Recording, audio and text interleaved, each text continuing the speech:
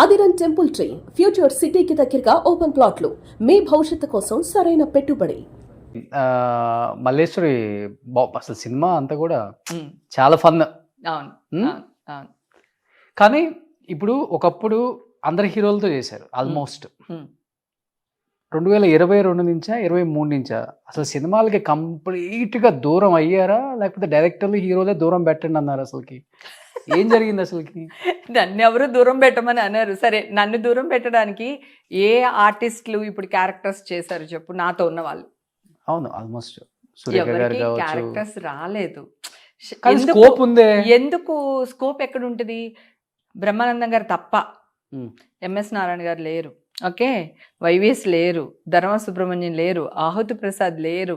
సడన్గా ఒకే ఇయర్లో almost 5-6 main comedians చనిపోయారు. ఉమ్, మాకు బ్రహ్మానందం, హేమ, ధర్మ సుబ్రహ్మణ్యం, రజిత, ఇంకో ఆర్టిస్టు సురేఖ, ఇట్లా క్యారెక్టర్స్ రాసేసేవాళ్ళు వాళ్ళ వైఫ్లు. కానీ వీళ్ళందరూ చనిపోవడం వల్ల ఉమ్.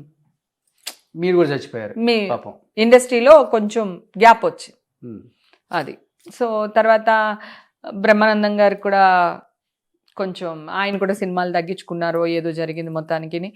అలాగా క్యారెక్టర్స్ రాలేదు. సో దానివల్ల ఆల్మోస్ట్ అందరికి ఇప్పుడు క్యారెక్టర్స్ లేవు. 7-8 years అయిపోయింది, వేషాలు తగ్గిపోయి అందరికి. అందరికి వేషాలు తగ్గిపోయినాయి. నేను 2-3 వెబ్ సిరీస్ చేశాను మెయిన్ క్యారెక్టర్స్. అంకుల్స్ అని ఒక మూవీ ఒకటి చేశాను, 3 రోజెస్ ఒకటి చేశాను, లేచింది మహిళా లోకం అని ఇప్పుడు రిలీజ్ కుంది, అదొకటి చేశాను. మధ్యలో ఒక స్టేట్మెంట్ ఇచ్చారు కదా మీరు, నేను సినిమాలు చేయలేదు, దాని వల్ల కొంచెం ఎఫెక్ట్ పడింది అంటే. లేదు, సినిమాల్లో మంచి క్యారెక్టర్లు రావట్లేదు, ఇంకా పిచ్చి పిచ్చి క్యారెక్టర్లు నేను యాక్ట్ చేయలేను. అది కాకుండా నాకు ఏమనిపించింది అంటే, ఒక స్టేజ్ లో ఒక కిచెన్, ఇల్లు, షూటింగ్స్ తప్ప నా లైఫ్ లో ఏం లేవు. I want to leave my life as I wish okay అని నాకు అనిపించింది. నా లైఫ్ నేను ఎలా జీవించాలనుకుంటున్నానో అలాగా జీవించాలి అని నాకు ఒక ఇది అనిపించింది ఆఫ్టర్ లాక్డౌన్. ఓకే, అప్పటి నుంచి కొంచెం గ్యాప్ ఇట్స్ అంటే చిన్న చిన్న క్యారెక్టర్లు చేయడం మానేశాను అనమాట. ఓకే. ఇప్పుడు మీరు అనుకోవడం ఏంటంటే, నా లైఫ్ ఏదో నేను లీడ్ చేయాలనుకుంటున్నాను అంటే, ఇల్లు అంటే 30 years బిజీ బయటికి ఇంకొకలాగా వినపడింది. హేమ కొంచెం డిప్రెషన్లోకి వెళ్ళిపోయింది, ఫ్యామిలీ ఇష్యూస్, పేరుకి బంధం భార్యాభర్తలు కానీ ఇద్దరు కలిసి లేరు ఇప్పుడు. ఇదైతే ఒకటైతే డిస్కషన్ బయట నడిచినన్న విషయం మీకు తెలుసా? అవునవును, ఇదిగో వీళ్ళే. మీకు ఇష్టమైతే క్లారిఫై కాదు ఇందాక కొంతమంది నువ్వు డాష్ నేను డాష్ అని కొంతమంది గురించి మాట్లాడుకున్నాం కదా, ఇలాగా మీడియాకి వచ్చి ఇట్లా చిల్లరగా చేస్తున్నారు అనే ఒక విషయం మాట్లాడుకున్నాం కదా మనం. సో వాళ్ళు క్రియేట్ చేశారు. నేనంట డ్రింక్ ఇప్పుడే వాళ్ళు అడుగుతున్నాడు యాంకర్, హేమ గారికి మందు అలవాటు లేదు కదని యాంకర్ అడుగుతున్నాడు. జనరల్గా యాంకర్ ఇరికించే క్వశ్చన్ లేదు ఆవిడికి ఇప్పుడు అలవాటు చేసుకుంది, అప్పుడు లేదు, ఇది చూసింది మరి మా ఇంటికి వచ్చి ఇలా ఉంటుంది అనమాట. అలాగే అదే ఇప్పుడు వాళ్ళ ఆయన కలిసి ఉండట్లేదు అనుకుంటున్నానని కొంతమంది డాష్లు అలా మాట్లాడడం జరిగింది అనమాట బయట. నేను ఒకటే చెప్తున్నా, 20 ఏళ్ళ నుంచి నా హస్బెండ్ని నేను కొడుకులాగా చూసుకుంటున్నా. మళ్ళీ చెప్తున్నా, మొగుడుకి పెళ్ళానికి డైవర్స్ ఉంటాయి, కొడుక్కి తల్లికి డైవర్స్ ఉండవు. ఓకే, నా జీవితంలో నా హస్బెండ్ నా కొడుకు, నా కూతురి కంటే నా హస్బెండ్కే నా లైఫ్లో ఇంపార్టెన్స్ అది. సో అందుకని ఎవ్వరు ఎలా పిచ్చి పిచ్చిగా వాగినా, ఇప్పుడు మా మదర్ చనిపోయారు, మొత్తం వచ్చి నా హస్బెండ్ పక్క నుండి మొత్తం ఊర్లో అంతా తనే చూసుకున్నాడు. అవునా? మొత్తం తనే చూసుకున్నారు. ఇప్పుడు నాకంటూ ఏదైనా ఉంది అనుకుంటే ఒక ఈషా ఉంది, ఒక జాన్ ఉన్నాడు నా లైఫ్లో, అంతే. మదర్ లేదు కదా, మెయిన్ మదర్ నా లైఫ్లో మదర్ పోర్షన్ అన్నమాట. సో అనుకునేవాళ్ళు 100 అనుకుంటారబ్బా, నేను ఇచ్చే క్లారిటీ నేను ఇచ్చాను కదా. తల్లికి కొడుక్కి జీవితంలో డైవర్స్ ఉండవు, ఉంటాయా? హీఈస్ మై సన్, అంతే. ఎందుకు ఎక్కడ మరి ఒక పోస్ట్ గానీ ఒక వీడియోలో కనిపించడం మా గానీ హస్బెండ్ ఇద్దరు అసలు ఇష్టం. నీకు ఇప్పుడు 20 ఏళ్ల క్రితం ఇప్పుడు భావన ఎక్కడైనా చూసావా మీడియాలో? కెమెరామెన్ అని తెలుసు నాకు, అంతే. ఎప్పుడైనా చూసావా? 25 ఏళ్ళు, మా మ్యారేజ్ అయ్యి 25 ఏళ్ళు అయింది ఇప్పుడు. ఓకే, 25 కంటే ఎక్కువైంది. ఓకే. సో ఇంతవరకు జాన్ ఎప్పుడైనా చూసావా? తను రాడు, ఏ షోలకి రాడు, తనకి ఇష్టం ఉండదు, తను బయట ప్రపంచానికి రాడు, తనకి నచ్చదు. నాకే చాలా బాధ ఉండింది యాక్చువల్గా. ఏంటి రాడు, బర్త్డే అయితే ఒక గులాబీ పువ్వు కొనివ్వరు, కనీసం ఒక ఆర్ట్ షేప్ లో బెలూన్ కూడా కొనివ్వడు మా ఆయన. అట్లా నాకు ఫీల్ అయ్యేదాన్ని నేను యాక్చువల్ గా. తను ఎక్స్పోజ్ చేయలేరు, అంటే ఎక్స్ప్రెషన్ లేదు తనకి, తను అంతే. మరి ఎట్లా ప్రేమించారు? ఏమో అలా ప్రేమించాను. పెళ్లి చేసుకుంటా అన్నాడు, ప్రేమిస్తానంటే చేసుకునేదాన్ని కాదేమో మరి. పెళ్లి చేసుకుందామని అడిగాడు, అడగడమే. ఓకే. రే ఇండస్ట్రీలో ఉండి పెళ్లి చేసుకుందాం అంటున్నాడు ఏంటి ఈ అబ్బాయి అని కొత్తగా అనిపించింది నాకు. సో అది ఆ ఒక్క వర్డ్ నచ్చింది, పెళ్లి చేసేసుకున్నా. పడిపోయారు దానికే ఇంకా? దానికే. మా ఆయన 4,000 సంపాదిస్తే, నేను 4,000 సంపాదిస్తే బతికేద్దాం అనుకున్నా. అదే మైండ్ సెట్ అంతే. మా హస్బెండ్ కి కంప్లీట్ మా హస్బెండ్ ఆయన ముస్లిము, నేను హిందూ. కానీ వాళ్ళ ఎక్కువ వెంకటేశ్వర స్వామిని బాగా ఇది చేస్తారు. మా మామయ్య గారు కూడా తిరుపతి అది వెళ్ళేవాళ్ళట, ఎస్డి లాల్ గారు. ఎన్టీఆర్తో 36 సినిమాలు ఏవో చేశారు ఆయన. ఓకే. సో మా బావగారు అసలు మొత్తానికి హిందూ అయిపోయారు. అవును, మీరు గారు ఆయన బొట్లు అవి పెట్టేసుకుని అసలు చాలా, అంటే నాకంటే ఎక్కువ పూజలు చేస్తారు. ఆయనకి ఎక్కువ పుణ్యం వస్తుందేమో నాకంటే, నేను చాలా ఎక్కువ భక్తి నాకు అలా. సో మా హస్బెండ్ కూడా రోజు లేచి దీపం పెడతారు ఆయన. ఓకే. దీపం పెట్టి దండం పెట్టుకున్న తర్వాతే టిఫిన్లు కానీ బ్రేక్ఫాస్ట్ కానీ ఏదైనా చేస్తారు తను కూడా, నా హస్బెండ్ కూడా. కానీ ముస్లిం. సో ఆ ఒక్క మాటకి మ్యారేజ్ చేసుకున్నాను అంతే తప్ప వాళ్ళకి ఎన్ని ఆస్తుంది మాకెంత ఆస్తుంది ఏంటి అనేది ఏం తెలియదు నాకు. ఓకే తను సంపాదిస్తే నేను ఎంత సంపాదిస్తే బతికేద్దాం అనుకున్నాను, అలాగే బతికేశాను. మీ తోడుకోళ్ళు మన నాగభూషణం గారి కూతురు. అవును. మీ ఇద్దరి మధ్య ఎలా ఉంటుంది relation? Okay okay, not good not bad. Okay. మీ బావగారితో బాగుంటుంది? బావగారితో బాగుంటుంది, ఎందుకంటే వర్క్ చేసి మా తోడుగోడలతో ఆడబడుస్తూ అందరితో బాగానే ఉంటుంది. కానీ ఎక్కువ వాళ్ళు రారు, ఎక్కువ మేము వెళ్ళము.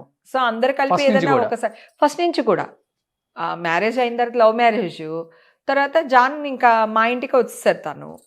అక్కడి నుంచి ఇంకా అలా లైఫ్ లీడ్ చేసేసాము. ఇంకా అంత పెద్ద పట్టింపులు అలా ఏం లేవు. అమ్మ ఫస్ట్ లో అసలుకి అబ్జెక్షన్ చెప్పలేదా? ముస్లిం వద్దు, ముస్లిం అలా ఏం అబ్జెక్షన్ చెప్పలేదు. కానీ ఇప్పుడు పెళ్ళేంటి, అప్పుడు నేను ఎదిగే స్టేజ్లో ఉన్నాను కదా, మంచిగా క్షణక్షణం తర్వాత. సో మంచి మంచి మూవీస్ పడుతున్నాయి, సెకండ్ లీడ్కి వెళ్తున్నాను. సో తమిళ్లో ఒక సినిమా హీరోయిన్గా చేశాను, తర్వాత ఊరు పంచాయతీ అని ఒక సినిమా చేశాను, ఇంకొకటి మలయాళం సినిమా చేశాను. అప్పుడు ఇట్లా ఉన్నాయన్నమాట సినిమాలన్నీ. బాగా బిజీగా ఉన్న టైంలో మ్యారేజ్ చేసేసుకున్నాను. ఎంత ఉంటుంది ఏజ్ అప్పుడు మీకు? 19 yearsకే పెళ్లి చేసి. 19 సంవత్సరాలకే. పాప కొంచెం లేట్గా పుట్టింది. ఓకే. సో అంతే ఆలోచించా, నా మైండ్ అంతే. ఇప్పుడు ఇందాక అన్నావు కదా ఎలా బతుకుతారు, ఒకవేళ నీకు ఏదన్నా అయితే అంటే దోశల బండి పెట్టి బతికేస్తాను, ఎవడేమంటాడు నన్ను, నేను ఆటోలో వెళ్ళిపోతా. ఇప్పుడు కూడా ఈషా ఆటోలో వెళ్తుంది తెలుసా ఆఫీస్కి, తన కారు ఉంది కానీ ఆటోలో వెళ్ళిపోతుంది ఆఫీస్కి. చాలా సింపుల్ ఫ్లై లైఫ్ అబ్బా నాది. గెంజడం అంటే చాలా ఇష్టం, నాకే కదా నా కూతురు కూడా ఇష్టం. సూప్ రైస్ అని తింటాం మేమిద్దరం, నేను నా కూతురు. అట్లా నేను అటు ఇటు కూడా బతికేస్తాను. అలా ఇలాగే బతకాలి, ఇట్లానే లగ్జరీగా ఉండాలని ఏం లేదు. అన్నిటికీ ప్రిపేర్ అయి ఉన్నారు లైఫ్ లో. అన్ని ఉంటేనేమో ఒకలాగా ఉంటుంది, అన్ని లేకపోతే ఇలా కూడా ప్రిపేర్ ఇలా కూడా ఉంటాము. అంటే ఆ స్టేజ్ కి ఏమైనా వచ్చారా ఒకనొక టైం కి? ఏం రాలేదు, భగవంతుడి దయ వల్ల. Touch wood. అంటే రాజోల నుంచి కాదు రాజోల వల్ల కాదు ఆ స్టేజ్, మనం వేరే వాళ్ళని నమ్మటం వల్ల వస్తుంది. లేదు, నేను అలా ఎవరిని కూడా నమ్మలా. నిజానికి నేను అంత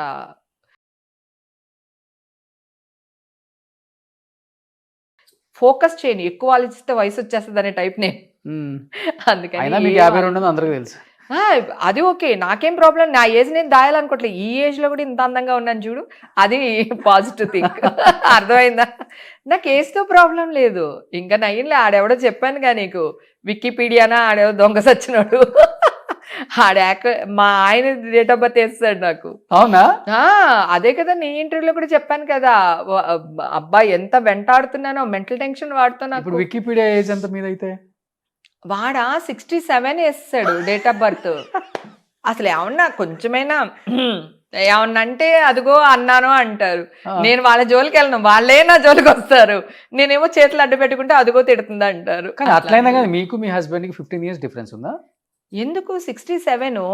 మా 67 అంటే ఇప్పుడు ఎంత ఉంటుంది తనకి? 5-6 years డిఫరెన్స్ నాకు నా హస్బెండ్ కి. ఓకే. ఇప్పుడు ఇషాకి వాళ్ళ ఫాదర్ తో బాగుంటుంది అటాచ్మెంట్? అసలు మేమందరం చాలా సరదాగా ఉంటాం. మా కుక్క పిల్ల ఉంది, మా ఇంట్లో అందరం అసలు మామూలుగా ఉండం అనమాట. బాగా కేరింతలు కొట్టుకుంటూ ఆడుకుంటా ఉంటాం, పరిగెడుతుంటా. మా ఆయన్ని, నా కూతుర్ని కూడా నేనే గిల్లుతా ఉంటా. ఓకే. ఏదో ఒకటి గిల్లుతుంటా. నాకు మా హస్బెండ్ అంటే ఎంత ఇష్టం అంటే, మా ఆయన ఇది తింటాడు, మా ఆయనకి ఇది ఇష్టం, మా ఆయనకి ఇది కావాలి, మా ఆయన ఈ డ్రెస్ వేసుకోవాలి, మా ఆయన ఈ షూ వేసుకోవాలి, మా ఆయన అంటే తెల్లారు లెగిస్తే 90% నా హస్బెండ్ గురించి ఉంటుంది నాకు. కానీ మధ్యలో కొంతమంది ఆర్టిస్టులు మీ హస్బెండ్కి లేనిపోని మీ మీద కొన్ని చెప్పడం వల్ల జానికి కొంత ఆయన నేను ఒకటి చెప్పేవాళ్ళు చెప్తారు, నువ్వు వింటే నువ్వే పాడైపోతావు, విన్నంతసేపు మనం సేఫ్ అంతే. ఏమైనా డిస్టర్బ్ అయ్యారు జాన్ గారు? జాన్ గారు ఎప్పుడు ఏం డిస్టర్బ్ అవ్వరు. ఏదన్నా అయితే నేనే అవుతా, నేనే అరుస్తా, నేనే మాట్లాడతా. సో అసలు తను ఏమన్నారు, అసలు 99% అన్నాడు. నేను ఫ్రెండ్స్ వల్ల వీళ్ళ వల్ల కాదు నేను డిప్రెషన్కి వెళ్తా. నేను డిప్రెషన్కి వెళ్ళింది ఏంటి అంటే, సో చిన్నప్పటి నుంచి కష్టపడుతున్నా, పరిగెడుతున్నాను. నాకు ఒక గుర్తింపు రాలేదు. అరే నా కోసం ఇది చేసావు కదరా, నీ కోసం ఇదిగోరా అని అట్లా లేకుండా అయిపోయింది. అంటే ఎవరు అంటే ఇప్పుడు మా మదర్ ఉన్నారు, మా అమ్మకి ఇది ఇష్టం, మా అమ్మ ఇది తింటుంది, లేకపోతే మా అమ్మ ఇది కట్టుకుంటుంది, అట్లా నేను పెట్టేదాన్ని. మదర్ కూడా అలా పంపించాను. మదర్ కూడా ఏంటంటే నేనే ఎనర్జీగా ఉంటాను, నేనే సంపాదిస్తున్నాను కనుక మమ్మీ కూడా నా మీద ఫోకస్ చేయలేదు. తమ్ముడు కూడా పెద్ద పట్టించుకోడు. నాకు ఎలా అనిపిస్తుంది అంటే, అమ్మకి తెలుసు కదా నాకు అరిసెలు అంటే ఇష్టం అని, అమ్మ అరిసెలు పంపించవచ్చు కదా, అమ్మకే నేను అరిసెలు పంపిస్తాను. అట్లా ఉంటుంది. నాకు చిన్న చిన్న ఆశలు అన్నమాట. ఇవి కూడా అర్థం చేసుకోరేంటి అట్లా అనిపిస్తుంది అనమాట. నాకు చెప్పాను కదా ఇందాక, ఈవేళ నా బర్త్డే అనుకో, ఒక గులాబీ పువ్వు మా ఆయన ఇవ్వాలని ఆశపడతాను. ఆయనకి ఇష్టం ఉండదు, ఆయనకి తెలియదు, ఆయనకి నేను తప్ప ఇంకెవరు లేరు లైఫ్లో, ఆయనకి ఇవ్వాలని తెలియదు. నేను చెప్తే కూడా ఇస్తే నటించినట్టు ఉంటుందేమో అని ఇచ్చేవాడు కాదు. అట్లా ఉండేది. తర్వాత మా హస్బెండ్ని కూర్చోబెట్టి చెప్పేశాను, ఈషాని మా హస్బెండ్ని కూర్చోబెట్టి, నేను డిప్రెషన్కి వెళ్తున్నాను, నాకు ఏజ్ ఫ్యాక్టర్ కూడా ఉంది, సో హార్మోన్ ఇది ఉంటాయి, చేంజెస్ ఉంటాయి కదా ఈ ఏజ్లో, నేను డిప్రెషన్కి వెళ్తున్నా. బిగ్ బాస్ ముందు ఇవన్నీ చెప్పేశాను కూర్చోబెట్టి. నేను అసలు హైడ్ అండ్ సీక్ చేయను. నేను నీతో కూడా ఏదన్నా ఉంటే 99.9% నిజం చెప్పేస్తాను. ఆ 0.1% అబద్ధం చెప్పను. నువ్వు చెప్తే హట్ అవుతా అని చెప్పను అంతే. ఆ 0.1% ఎక్కడైనా సరే ఇదే చెప్పాను, నాకు డిప్రెషన్కి వెళ్తున్నాను, నాకు ఈ ఏజ్ ఫ్యాక్టర్ వల్ల, నాకు హార్మోన్ చేంజ్ అవుతున్న వల్ల నాకు ఎందుకు నేను ఇలా ఫీల్ అవుతున్నాను. సో నాకు నచ్చింది ఒక జిలేబీ, నాకు ఇష్టం, ఒక జిలేబీ తెచ్చిపెట్టండి, ఒక ఫ్లవర్స్ తెచ్చిపెట్టండి, నా కోసం మీరు నవ్వుతూ ఉండండి, నన్ను నవ్వుతూ ఉంచండి అని చెప్పి ఇషాకి, తనకి ఇద్దరికి చెప్పాను. తర్వాత ఇషా బాగా అర్థం చేసుకుంది నన్ను. ఇప్పుడు కూడా ఇషా నాకు మల్లెపూలు తెచ్చిపెడుతుంటుంది. నాకు మల్లెపూలు అంటే పిచ్చి, ఓకే, చాలా ఇష్టం అనమాట అసలు. ఆ తర్వాత కూర్చోబెట్టి చెప్పిన తర్వాత అప్పుడు మా హస్బెండ్ కొంచెం చేంజ్ అవ్వి, తనకి నాకు కావాల్సినవి ఏమున్నాయి అన్నీ తీసుకురావడం, పెట్టడం. అలాగే ఈషా కూడా ఇప్పుడు అర్థం చేసుకుని, అమ్మ ఈ కూర బాగుంది, థ్యాంక్స్ అమ్మ అనడం, పువ్వులు తెచ్చిపెట్టడం, నాకు జిలేబీ ఇష్టం అని చెప్పి జిలేబీ తెచ్చిపెట్టడం. ఈషా తర్వాత అర్థం చేసుకుని తీసుకురావడం మొదలుపెట్టింది. అంటే మీ ఎక్కువ జీవితంలో మీరు ఎక్కువ ఇబ్బంది పెట్టారు మీ హస్బెండ్ ని? మీ హస్బెండ్ మిమ్మల్ని ఎక్కువ ఇబ్బంది? నేను అసలు ఎవరు డామినేషన్ ఎక్కువ? నేను డామినేషన్, మా ఇంట్లో మా ఆయనే నన్ను డామినేట్ చేస్తారు. అవునా? చాలా సీరియస్ అవుతాడు. నేను చాలాసార్లు అడిగాను కూడా, బావా నువ్వు నా మీద ఇంత సీరియస్ అవుతావు, మరి బయటికి వెళ్ళినప్పుడు ఎందుకు అంత సాఫ్ట్గా ఉంటావు అంటే, వాళ్ళు తిడితే ఊరుకుంటారేంటి, నువ్వైతే ఊరుకుంటావు కదా అనేవాడు. మిమ్మల్ని తిడతారా? అయ్యో భయంకరంగా. తిట్టడం అంటే ఆ తిట్లు కాదు, వాళ్ళకి కాఫీ పెట్టలేదు, కాఫీ బాగాలేదు, నువ్వు కూర చేయకుండా వెళ్ళిపోయావు, నాకు అన్నం పెట్టలేదు, ఇట్లా అలుగుతూ ఉంటాడు అన్నమాట. చెప్తూ ఉంటాడు. నేను షూటింగ్లో డైలాగులు రాక ఎండలో నుంచుని చిక్కాకలో ఉండినప్పుడు వీళ్ళు ఇది చేశారా, పర్వాలేదు అది చేశారా అనేవాడు అనమాట. అప్పుడు మళ్ళీ ఆయన ఫోన్ కట్ చేసి మళ్ళీ డైలాగులు చెప్పేసి మళ్ళీ క్యారవేళ్ళకి వచ్చి సార్కి ఇది పెట్టలేదంట ఏం చేస్తున్నావే అని చెప్పేసి మళ్ళీ దాని మీద అరిచి మళ్ళీ అది కాఫీ పెట్టించి ఇట్లా ఉండేది. అంటే ఎక్కువ పని చేసేసాను నేను. ఓకే. యాక్చువల్గా ఒకవేళ తను షూట్ లేదు, ఇంట్లో ఉన్నారు, కాఫీ కావాలంటే పనమ్మాయికి నాకు ఇలా కావాలని చెప్పొచ్చు. కానీ నేను ఎక్కడో షూటింగ్ చేస్తున్నాను, ఏ బాధలో ఉన్నానో, ఏ టెన్షన్లో ఉన్నానో అర్థం చేసుకోకుండా ఫోన్ చేసి అట్లా చెప్పేవాడు. నా కూతురు, మమ్మీ నాకు తినడానికి ఇది కావాలి మమ్మీ, నాకు అది లేదు మమ్మీ అంటది. అక్కడ నేను ఎలా ఉన్నానో ఏంటో వీళ్ళకి అవసరం లేదు. వీళ్ళు ఎలా చెప్పారు. అక్కడికి పొద్దునే నేను వంట చేసి, టిఫిన్లు చేసి, చట్నీలు చేసి, మధ్యాహ్నానికి లంచ్కి కూరలు చేసి పెట్టి నేను బాక్స్ తీసుకుని షూటింగ్కి వెళ్ళేదాన్ని. ఓకే. మళ్ళీ షూటింగ్ నుంచి వచ్చి మళ్ళీ చపాతీలు చేసుకుని వాళ్ళకి, అంటే జాన్కి చపాతీ ఇష్టం అయితే తనకి చపాతీ చేసి, ఈషాకి రైస్ చేసి, మళ్ళీ ఈషాకు ఒక కూర, జాన్కి ఒక కూర చేసి నైట్ వాళ్ళకి ఫుడ్ పెట్టి షూటింగ్కి వచ్చిన తర్వాత వచ్చి అప్పుడు పడుకుని మళ్ళీ పొద్దున్నే లేచి మళ్ళీ అగైన్ అదే పని. ఈ లాక్డౌన్లో నాకు అప్పుడు ఈజీగా అంటే 44, 45 ఆ ఏజ్ ఉంటుంది కదా, ఆ ఏజ్ ఆ షూటింగ్స్ లేనప్పుడు ఒక ఏంటి నా లైఫ్, నేనేం చేశాను ఇన్ని సంవత్సరాలు. అప్పుడు చిన్నప్పుడు తమ్ముడు, చిన్నప్పుడు అమ్మ, ఫ్యామిలీ, ఆ బర్డింగ్స్, రెంట్లు కట్టాలి, నెల వచ్చేసరికి పాలోడికి డబ్బులు ఇవ్వాలి, కూరగాయలు కొనాలి, ఈ టెన్షన్స్. మ్యారేజ్ అయిపోయింది, మ్యారేజ్ తర్వాత జాను నన్ను యాక్ట్ చేద్దన్నారు. తనకు వచ్చే సంపాదనలో ఎలా ఉండాలి, తను వచ్చే సంపాదనలో ఎంత మిగిల్చుకోవాలి, ఎట్లా ఇల్లు కొనుక్కోవాలి. నేను అప్పుడే ఇల్లు కొనుక్కున్నా. 95కి నేను ఇల్లు కొనుక్కున్నా. 94లో ఇల్లు కొనేసాను, 95లో గృహప్రవేశం చేశాను. నా ఫస్ట్ ఇల్లు కాస్ట్ 5 lakhs. ఆ తర్వాత మాదాపూర్లో ఇల్లు కొనుక్కోవడానికి ఆ ఇల్లు అమ్మేస్తే 10 లక్షలు వచ్చింది నాకు ఆ ఇల్లు. ఆ 10 లక్షలు పెట్టి ఇంకో 6 లక్షలు లోన్ తీసుకుని మాదాపూర్లో ఇల్లు కొనుక్కున్నాను. మాదాపూర్ పిఎస్ ఆపోజిట్లో ఉంటుంది.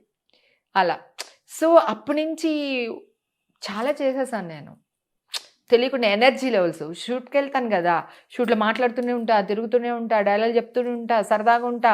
సెట్ బాయ్ ఇప్పుడు కెమెరామెన్ అరే ఆ టేబుల్ జరపానంటే టక్మని నేనే జరిపిస్తా. మళ్ళీ ఆడెక్కడి నుంచో పరిగెత్తుకొచ్చి ఈడు జరిపి అంత ఉండదు. బ్రహ్మానందం అన్న తిప్పుతా ఉండడు, ఆగు ఉన్నాడుగా సెట్ అబ్బాయి, వాడికి అందుకే జీతం ఇస్తున్నారు, ఎందుకు జరిపిస్తా. కాదన్నా అనేవాడు అన్న. అయినా ఆగేదాన్ని కాదు. ప్రొడక్షన్ వాళ్ళు భోజనాలు వడ్డిస్తూ ఉంటారు కదా, నేనే తీసుకుని అటక్కడక్కడక్కడే వడ్డించేస్తాను. అంటే అంత ఎనర్జీ ఉండేదన్నమాట నాలో, అన్ని పనులు చేసేస్తాను.